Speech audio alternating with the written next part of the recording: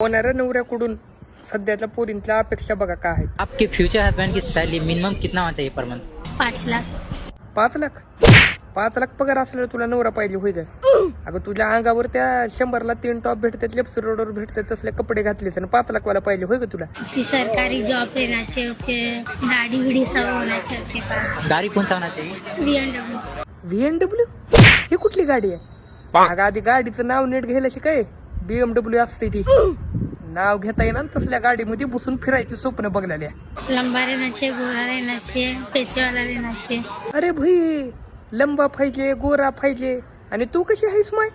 आमच्या पोराचं बरं आहे बाबा. आमच्या अपेक्षा जिवंत पाहिजे आणि पोरगी पाहिजे. बहुत रहना चाहिए.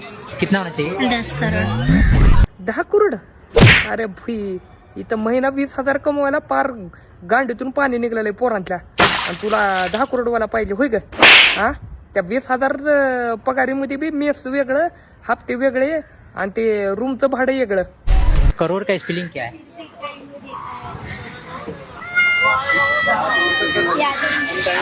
ह्याव का 6वी नापास.